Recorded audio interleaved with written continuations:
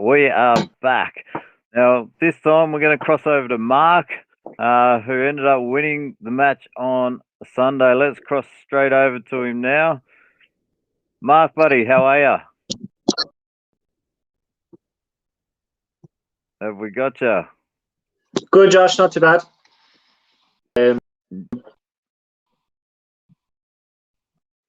How you doing? How are you feeling after the match on Sunday?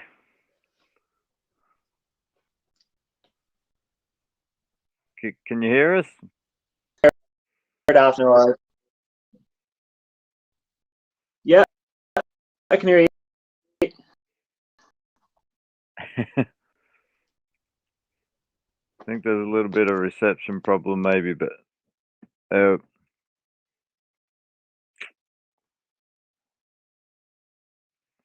think he's got a little bit of reception problem, but we'll try and get him back on air as soon as possible. We'll do our best, but Mark ended up winning, ended up with 40 fish after we. Here he is, I think. We'll bring him back on. Here he is. You there, buddy? All good. Yeah. That's a bit better. Yeah, so all good. How'd you recover? Yeah, not too bad. Had to let the adrenaline get down a little bit, so but I was good. It was good to get a win under the belt straight up, and you're happy with 40 fish? Yeah, happy with 40 fish. Look at it, it's a good number. You know, I knew I should have probably had a few more. I dropped a couple and stuff, but you know, that's going to happen.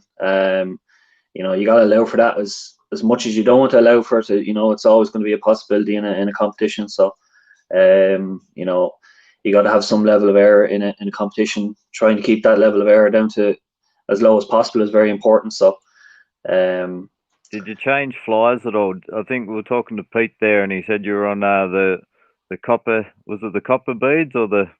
Yeah, two copper beads, 2 3mm copper beads. On both 2 flies up on the French leader cast. Fishing them didn't change at all. I had the 3 rods set up on the bank, the exact same. So or the 2 rods in the bank and one that I was using. I think one was fairly tarnished after the first 20 minutes or so, and I ran in and switched over. I was cleaning them there at one stage, and a bit of weed or something got on one of the pint flies, so it seemed a bit tarnished. Changed over, just confidence type of thing. So changed over, fresh nymphs, you know, a bit of fresh confidence. So went back in, and I think I got 2 or 3 then. Changed position on the river, and that's so. Nice.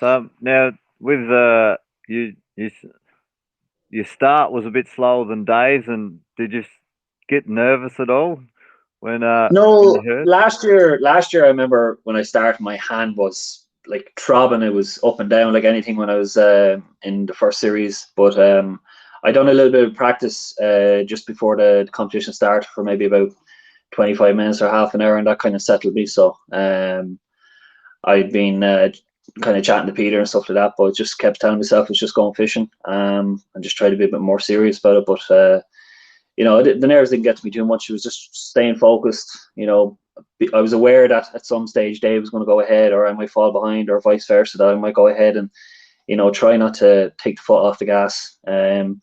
Just try to stick to my game plan and push on through, and whatever the result's going to be was going to be. So, did you have a number in your head of fish?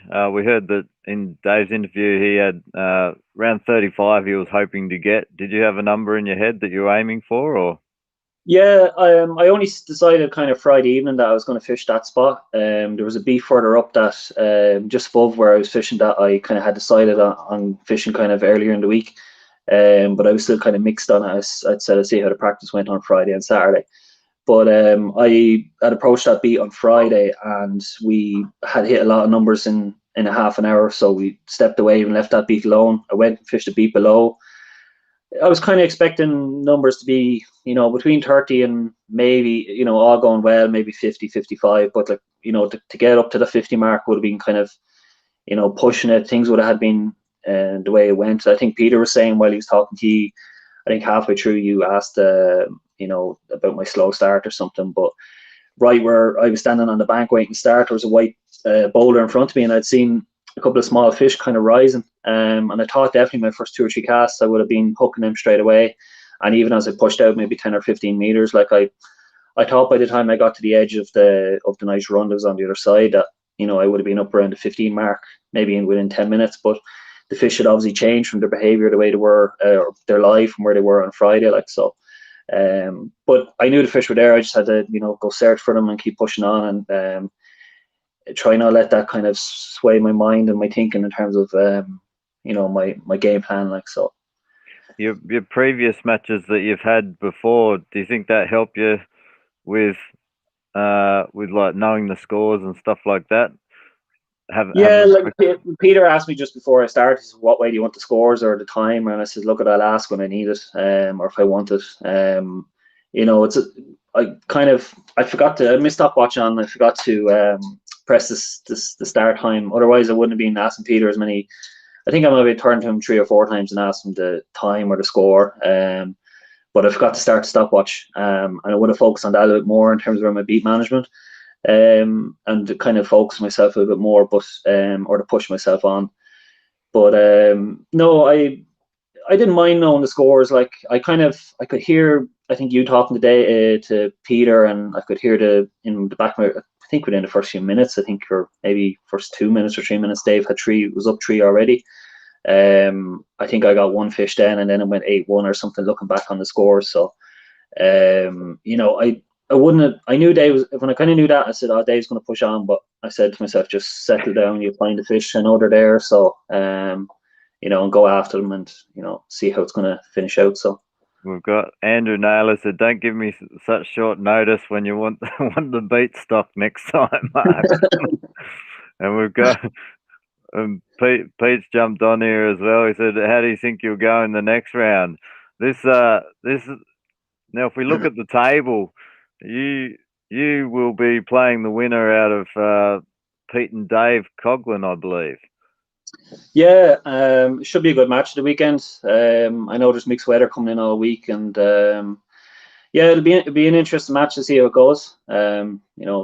Peter's top class angler, and Dave Coughlin's great angler as well. So it'll be a really good matchup. But yeah, I don't mind the result. I was kind of chatting to Peter on what we do, so we'll see how that's going to go. We're probably going to fish the same river, so we'll see how that plays out nearer to the time. If it does happen that the 2 drivers going head to head, so we'll see how it goes.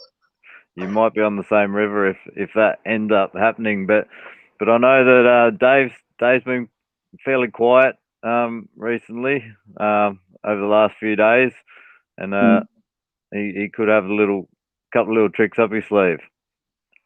Yeah, I haven't really. I think I spoke to Dave maybe 2 weeks ago or something. He rang about asking something about the camera setups or something, I think, for the head cams and things like that. So I was only chatting to Dave around then, but he was saying things were tough back then because of the levels and stuff in the rivers down south. But it's kind of the same all across Ireland at the moment. I know up the north, the boys up there started getting a bit of rain, so it'll be interesting now to see what way the levels have kind of risen. I think the Nore that I was on the other day has risen by 10 centimeters since Saturday, or since Sunday. So you were on the Nore.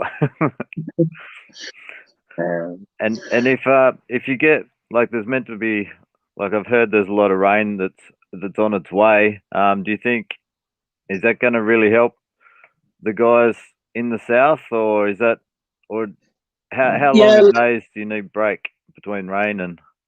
Not a whole lot. Like if everywhere's very dry at the moment, so the rivers are going to come up. A lot of the rain will kind of wash straight off roads and land and stuff, and mostly into rivers straight away. So you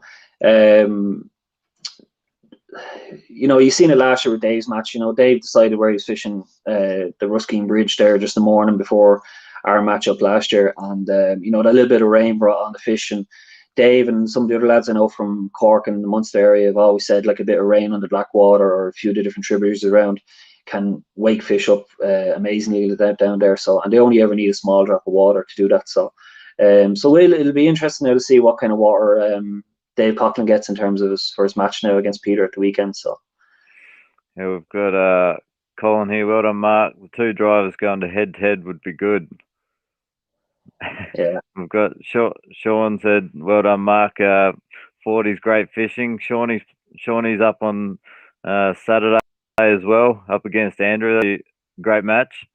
Yeah, I was only talking to Sean there yesterday. I think he gave me a call to say congrats, and we had a good long discussion in terms of just kind of giving him a few tips and things like that to kind of help him settle for the weekend and kind of to try help him along. So I know he's struggling for water at the moment as well. So so hopefully things pan out and he gets somewhere decent for Saturday for his match. So nice. Well, we'll say congrats again, mate, and we look forward to seeing who you're gonna come up against after this weekend.